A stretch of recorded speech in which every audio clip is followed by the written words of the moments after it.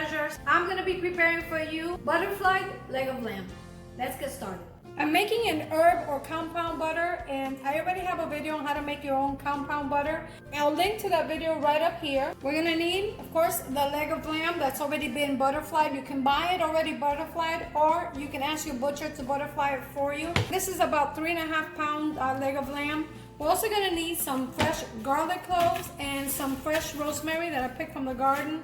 I like using fresh rosemary, but if you can't find the fresh rosemary, you can use dried, that's fine too. Coarse sea salt. For a kick, I'll be using some Aleppo peppers ground. If you can't find the Aleppo peppers, you can substitute it by using cayenne pepper if you like. Smoked Spanish paprika. You can use Hungarian paprika. Keep in mind the Hungarian paprika is sweeter.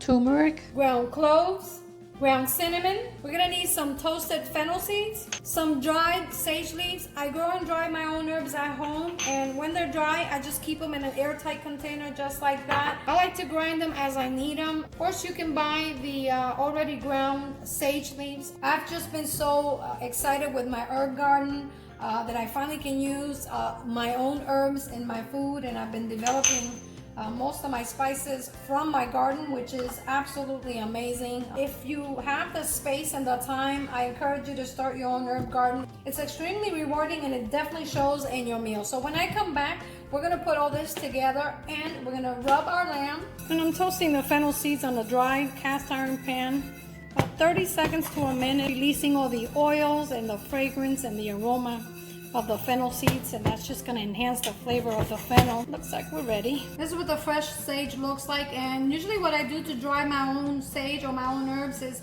you pick them, wash them and dry them, and then you just tie them in little bunches like so, and you air dry them. If you can outside, you can do that inside too, and just basically hang them just like that. In just a few days, the sage will be perfectly dried. You can also use a dehydrator to do that if you like. It's really up to you, but this is how I like to dry mine. If I'm just drying just a small batch of herbs, I just air dry them. Otherwise, I'll be using my dehydrator to do that. So I just wanted to show you what that looks like. It smells very nice too. Now we want to crush the sage slightly, just to break it down and release some of those natural oils. It doesn't have to be perfect. Now we can add the salt, and when we add the salt, it's going to help crush the sage. And see? And the salt just helps to grind the dry herbs, just like that. To this we can add the fennel seeds that have been toasted. And for the fennel seeds, we just want to break it down, slightly too. Maybe you can leave them whole if you don't mind, but I like to break it down for the kids. There you go. Now we want to add our turmeric, ground clove, cinnamon, the Aleppo pepper, smoked paprika. The smoked paprika actually gives it a nice smoky flavor. Now we want to just mix everything together, and this is going to be the rub for our butterflied leg of lamb. Only takes a few seconds. I just like to crush all those herbs nicely, just so that I can get the kids to eat it. They don't enjoy big pieces of spices and herbs in their food, so I try to make it appealing for them, because after all, we're making a special dinner today. There you go, that's what it looks like, and now we're ready to coat our leg of lamb.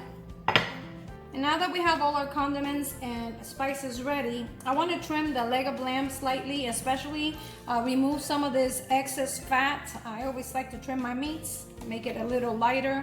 We want to leave a little bit of that fat on the lamb just to make it juicy and tender and flavorful, of course, with the addition of the condiments and the seasonings that we're adding. Remember, we're serving this to our children, and we want to make sure that it's appealing to them and they want to try it. If it doesn't look pretty, most of the time they don't want to try it. So I'm going to continue trimming my lamb, and when I come back, we're going to season it.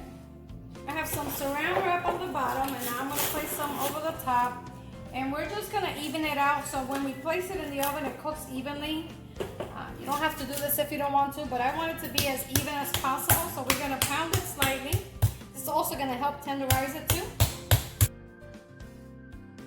After we're done pounding it, we're going to turn it onto a piece of parchment paper to season it. Remove all the plastic.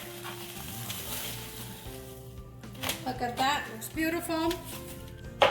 Okay, so I have one clean hand and one dirty hand. So I'm gonna sprinkle my seasonings over the meat and rub it. That's why we call this a rub. We wanna rub it just to make sure it gets nicely coated, and we wanna get as much as possible. This rub is enough to season a leg of lamb or a piece of meat up to 6 pounds of meat. So you are gonna have a little bit left over. That's fine, you can always use it on another day. We flip it, fat side down again.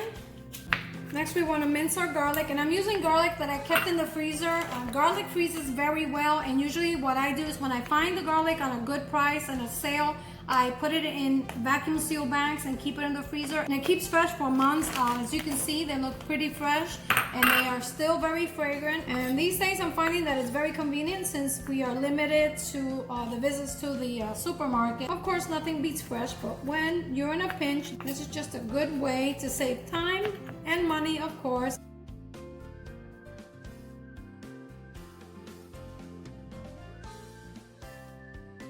Let's move on to the rosemary, and we want to pick the rosemary leaves from the tough stems.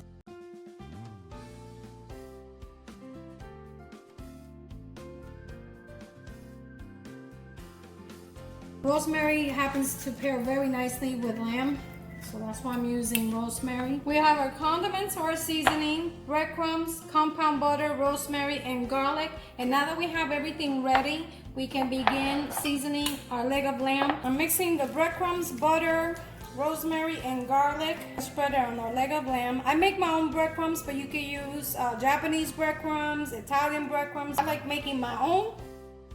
Spread it nice and even. Look at that. Smells and looks delicious. I always like to leave the edges so it doesn't pour out.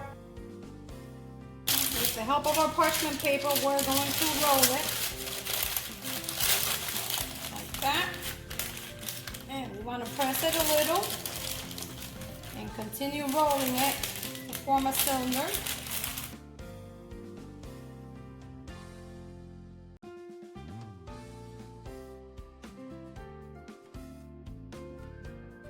Remove the paper, we place it on the tray, and we tie it.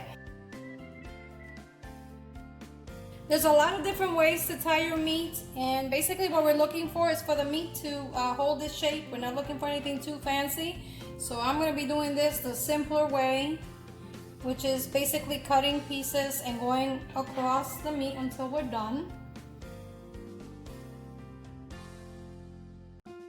You could, if you want to, cut a bigger piece and go across, which I'm going to do that too. Take your longer piece and you want to loop it through the center like that, and go again and pull to tighten. We want to do that on the other side too.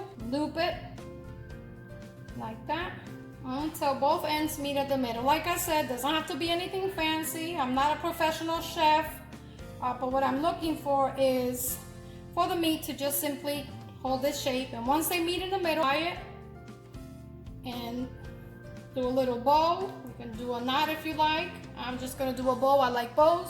And there you have it. That's what it looks like.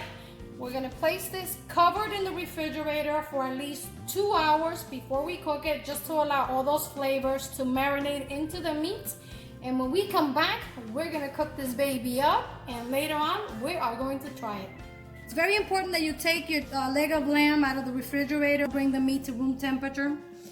And oil is nice and hot. We're gonna place our leg of lamb.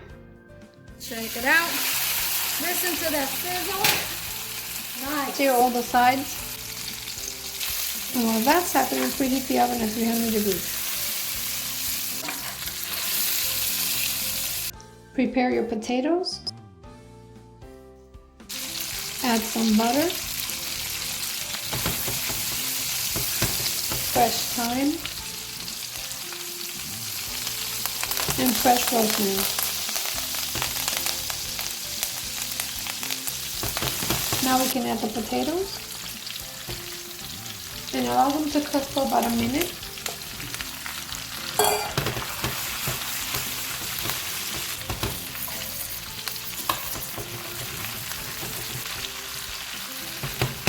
Place it in the oven for about an hour.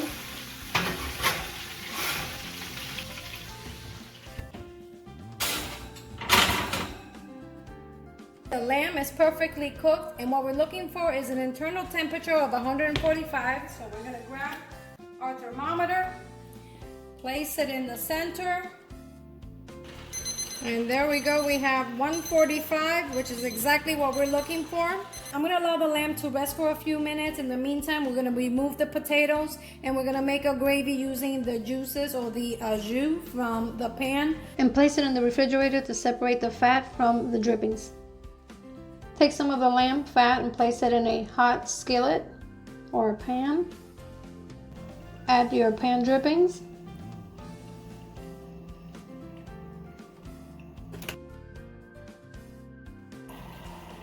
Add the mustard,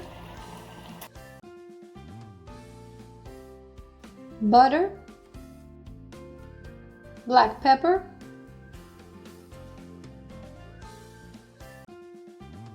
and the lemon juice. Check it out. Looks beautiful, smells amazing, and I cannot wait to try it. Let's cut a slice, see what it looks like.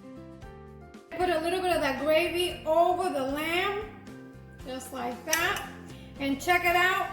There we have it, our butterflied leg of lamb. Okay guys, there you have it, my version and interpretation of butterflied leg of lamb. I wish I could share this with you guys. It smells absolutely fabulous, and I know that my birthday boy is going to absolutely love it. Let's try it. Let's take a little piece of the lamb. Look at that. Check it out. It's nice and moist. Oh my goodness. It's so tender and juicy. You can taste the rosemary, the herb butter, and all those spices.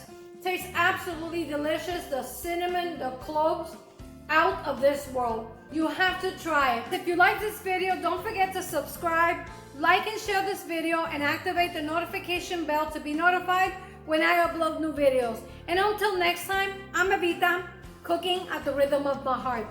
Buen provecho y hasta la próxima.